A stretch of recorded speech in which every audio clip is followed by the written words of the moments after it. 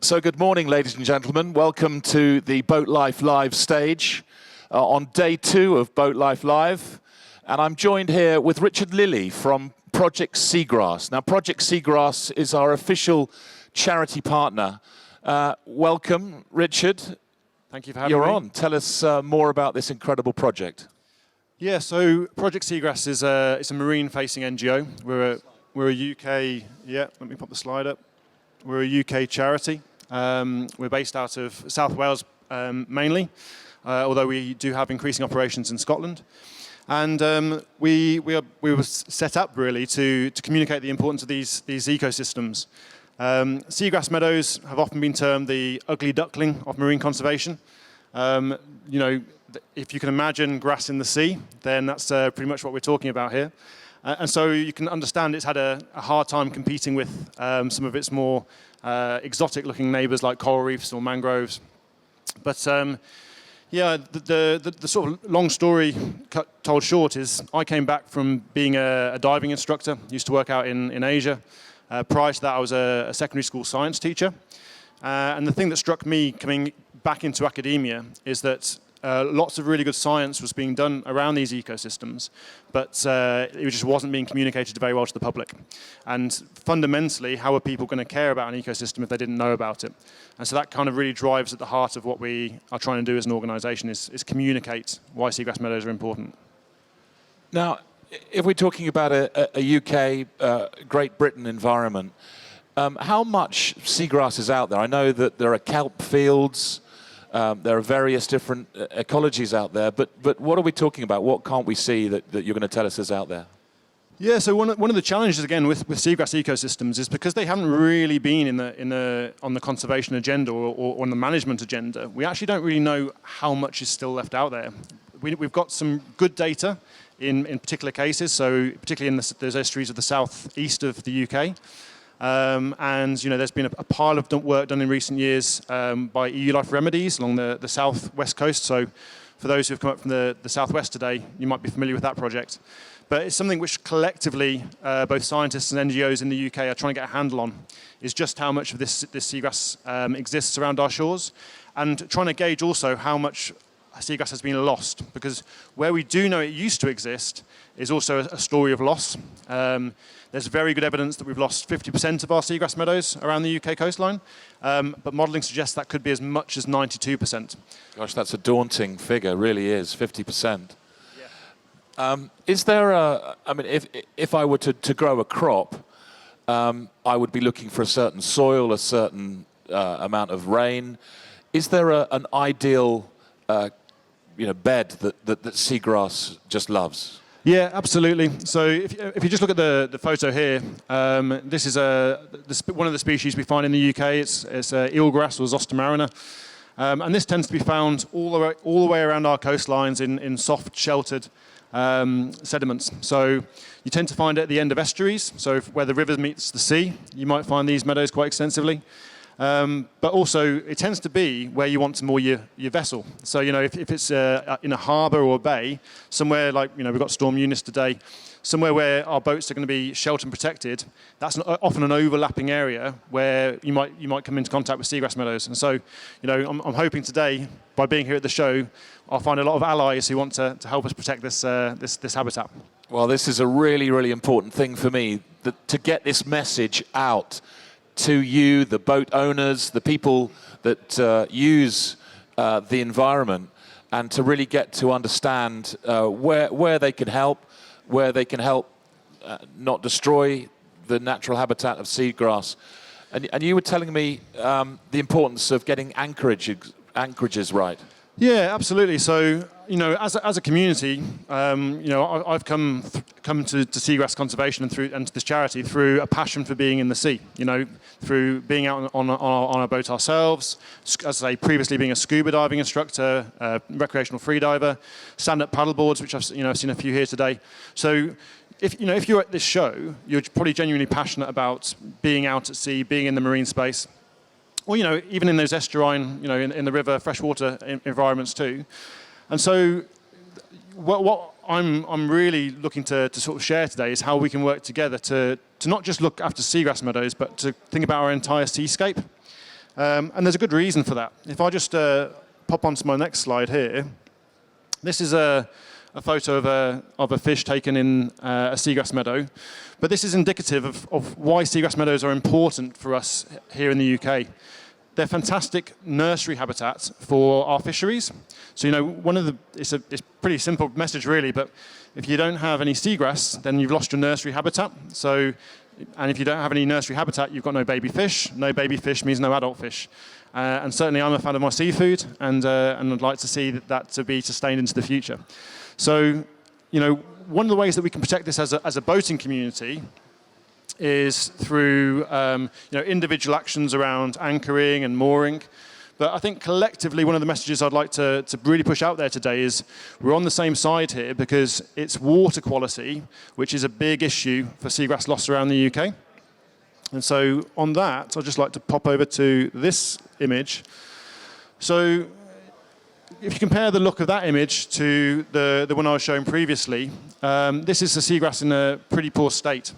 And what this is, and the reason why this is seagrass is in a pretty poor state is because there's been massive nutrient loading, lots of runoff and effluent and sewage entering into both the river system, eventually the estuary and the sea, which is causing the seagrass to be covered in this epiphyte and then this algae. So this is really seagrass on the edge of being able to exist. And I wouldn't be surprised if this continues, that we see a mass loss of this meadow at this location. So this is on the southwest coast of England. I'm sure everyone's seen in the news, we've got issues around water quality in the UK at the moment. I mean, that's a legacy issue from infrastructure that was put in. But I'm pretty sure everyone here at the show is a fan of being out in pristine, fresh, clear water environments. And it's on all of us to help look after this coastal habitat. And even though I'm sitting here today as a CEO of Project Seagrass, and it's obviously seagrass is the ecosystem we're looking at, seagrass really is that canary in the coal mine. It allows us, it's an indicator of water quality. Where seagrass meadows exist, you get this crystal clear water. For anyone who's been out into the Mediterranean, and you get that crystal clear water, and you might even recognize these Posidonia fields, that's the seagrass. And the reason why that water is so clear is because you've got the seagrass meadows there. They help bind the sediment together, so you don't get that mud being resuspended into the water column. It's for that reason we want to keep our waters nice and clear. Now, Richard, this seems like a no-brainer to me. What you've just described, it's where the fish start their life. Seagrass plays a really big part of purifying the water. Sewage is a bad thing. Effluent off the runoff off the farmer's fields is a bad thing. It's writ large, isn't it? It's pretty obvious what we need to do. Yeah, absolutely. And I think the biggest element there is just talking about it. I think it's very easy to decide you want to blame somebody or something because, this is happening. But really, this is a societal issue that's built up over the last 30 years. A lot of infrastructure, our most recent infrastructure in terms of our management of sewage, was put in like 1990 or like early 1990s.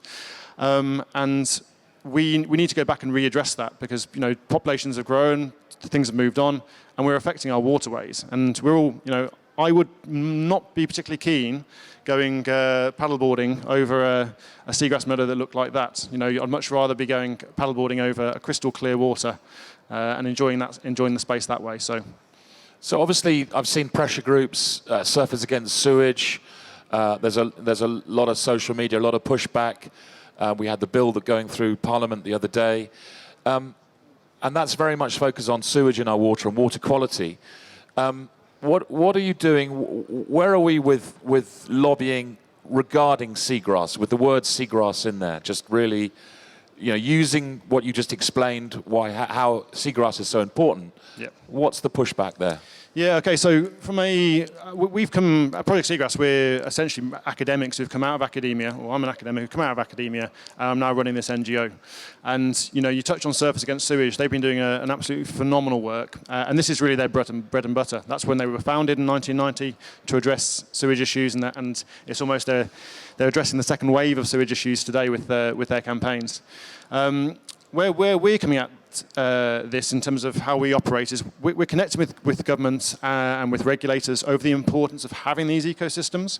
So scientists will often use the term an ecosystem service. So what is it that the ecosystem, in this case seagrass, is providing for us? And we've touched on a few of those things or elements already. Nursery habitat for fish species, commercially important fish species too, species like the Atlantic cod, for example. Sediment stabilization, helping to bind the sediment and protect the shoreline. Seagrass like this, when the seagrass blades stick up into the water column, they actually buffer wave energy. So placed on days like today down that southwest coast, if you've got a complex, intact coastal seascape with oyster reefs and horse mussel reefs and kelp forests and seagrass meadows, that wave energy is buffered, and therefore there's less energy hitting the land. And so what we see is much more erosion where we've lost these coastal protective habitats. So that would be another element. But I guess the big light has been shone on seagrass meadows from a global perspective, at least, in the run-up to COP26. So you might have seen this figure that seagrass meadows sequester up to 35 times more carbon than a tropical forest. Now, so there's a bit of caution around that figure because that's a global figure, and not all seagrasses were created equal. So we can't necessarily claim that for our seagrass meadows here in the UK. But there's a real interest in what we call blue carbon, and that's the capacity of these coastal ecosystems to take carbon out of the water column and to sequester it into the sediment. And that's very different from like planting trees to capture carbon, because with a tree, the carbon's captured in the trunk, and then in 100 years' time, when that tree falls over, that carbon can then be released back into the atmosphere. With blue carbon, the interest is over the timescales. If carbon is locked up in seagrass meadows in those sediments, as long as the seagrass remains there, is in good health, it can be sequestered there for millennia. And there's a seagrass meadow off the Balearics, which is a couple of 100,000 years old, and the carbon sequestered there is locked down for those millennia. So real interest from a government perspective about, one, how do we meet net zero, how do we address the climate challenge, but also how can we support our fisheries? There's lots of good reasons to be wanting to protect seagrass meadows. So say we're going to create a happy scenario here that the government suddenly look up and say, right, Richard, what do you need? How do we get seagrass back out there? What's the process? You find a site that works and start planting? Yeah, how does it work? Absolutely. So there's several elements, and this is where a day like today and being here is a fantastic opportunity to communicate to other stakeholders in that environment. So I'll talk through actually our sort of restoration process shortly, but I'm just going to pop onto the next slide here. So we briefly talked about anchorage, so we can come back to that previous question. Yeah, talk about this is anchorage what I was going to just touch on. So as boat users, we can be responsible boat users just by understanding where we're placing our anchor. Or for harbour masters, you may have heard the term advanced mooring system. An advanced mooring system used to be known as eco-moorings, but eco-moorings tended to carry this idea that there was a compromise involved, that if you were going to take away your mooring system, if you bought a boat, you want to make sure it's safe, don't you? And so eco-moorings, they struggled with that term because it suggested there might be a compromise in terms of the quality. But what we're actually talking about here is just improved technology. An advanced mooring system is a mooring system that protects the benthic seabed, so you're not having got the same sort of square meter impact on the seafloor, but it's also just as strong, if not stronger, than some traditional mooring systems. Because I have a boat with a thing called a plow anchor. Okay. And that makes you think you're just plowing up the seabed. Yeah. So these are like a corkscrew thing that you actually put in. Yeah, so there's different versions depending upon where in the world they are, and tidal ranges. In the southwest of the UK, we've got these huge tidal ranges. But one of the examples, if you can think of taking a cork out of a wine and you're just screwing your corkscrew in, that provides a great deal of strength, but also has a very small impact on the surface. So there's some really good examples of this. Falmouth Harbour Commissioners are particularly progressive in this space. So there's lots of advanced mooring systems going in down there. Up in North Wales, similarly. So these mooring systems are gaining traction. But going back to government, what could they do? They need to help support organisations who want to make the change, because it's expensive, isn't it, to change mooring systems. But if we are going to look after our benthic habitats, and that's not just seagrass, that's male beds and other important habitats, then we need a transition, don't we? We need to be able to help support that journey. So do our wonderful visitors to BoatLife Live today lobby their harbours, their waterways, and say, let's have some of these anchorages that we could use? Yeah, let's put seagrass ahead. Absolutely, and it may not be appropriate in every scenario, but I think the nice thing about being here today is just able to talk about, to share this work, to sort of raise it as a potential, and also for water users to want to be involved in this space. So there's, again, it's almost a captive audience here, because if you're here, you're interested in boating and you're interested in the marine space. So it's just sort of raising the profile of these opportunities. So yeah, there's one is the advanced mooring systems, but also it's about anchoring. If you're out, often you might go around to a bay and you might decide, oh, I'm not too sure where to anchor here. And so it's on organisations like us to try and provide the information about where these habitats exist. Can we provide maps? Can we basically just raise the profile of these habitats so that people aren't accidentally, Seagrass safe seating. Yeah, absolutely. Just turn up and you're good here. Yeah. So I'm just going to flick through a couple more slides. One of the big challenges for benthic habitats is the use of these sort of traditional chain moorings, and let me see if I've got an example here. You can see quite clearly here, almost like a halo. So the mooring's in the center there, and then the chain stops pretty much exactly where the seagrass starts, and then you've got the rope. So this is an example of a mooring that could be replaced with an advanced mooring system. And what we're actually doing in North Wales is we're restoring the seagrass, so basically planting seeds right up to the This center. is so common. I've seen this 1,000 times at every low tide vista. It's so common. It is, and you know what? The fantastic thing about where we're at in the UK is there's increasing number of people getting out and enjoying the coastal space, and that absolutely has to be encouraged. But you can imagine that if every single person who has a new boat, new mooring, it just amplifies the damage.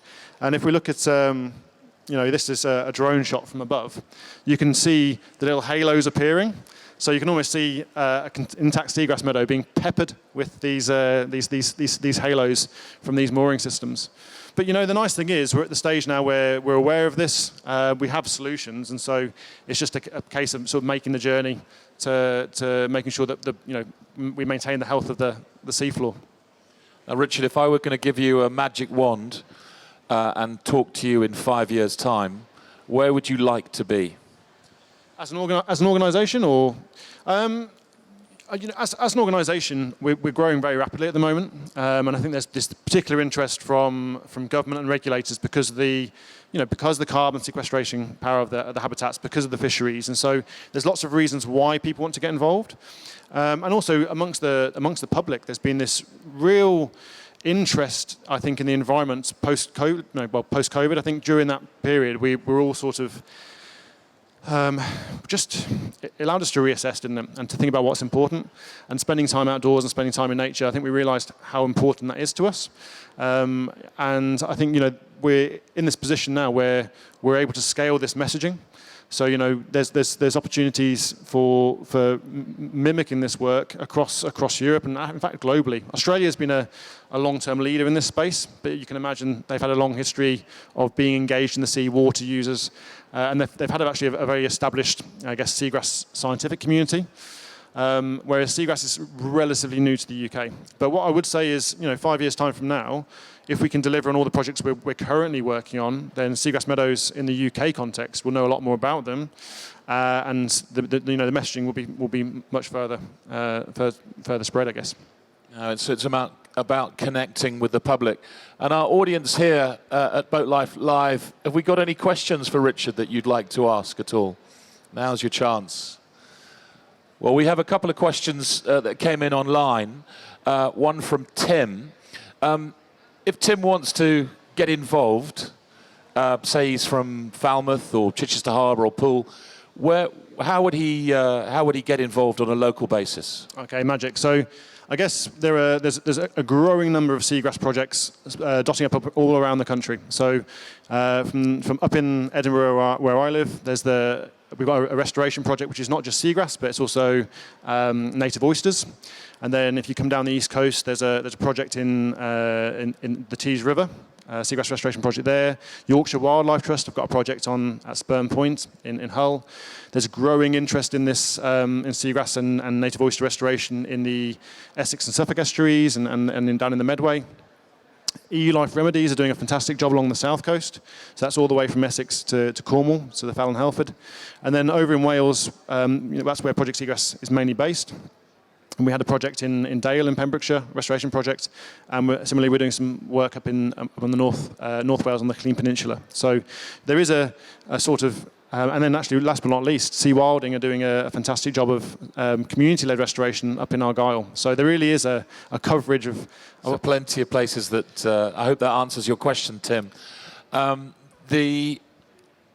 that's your Seagrass URL is, how would they get in touch? Yeah, so it's projectseagrass.org, and we've got a stand here today, so please do come and say hello, and also to follow us on socials. So one of the ways that the public can definitely get involved is through our restoration projects.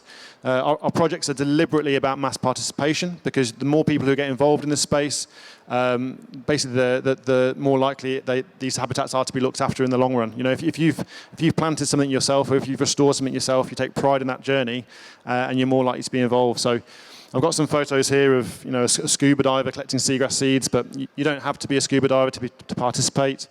And all we're looking to do is to collect these little seeds that you see, these peas in the pod, basically, and we take those back to the lab, and we allow the plant material to rot away from the outside. But all we're essentially doing here is trying to maximise the number of seeds that are returned to the marine space to grow on. And so, people can come down to the beach. I think we had 2,000 volunteers pre-COVID involved in either packing bags. These can be from school groups or community groups, and that just helps us to scale the impact of our restoration. So, that's the slideshow. Well, thank you very, very much, Richard, for coming along and explaining more about this incredible project. I, for one, as a sailor, as a boater, someone who enjoys the water, I care about my environment, and you have really helped me understand something that I think everybody needs to get behind. So thank you very much, Richard, and we look forward to your continued involvement with BoatLife Live. Thank you very much. Pleasure to be here. Super. Thank you.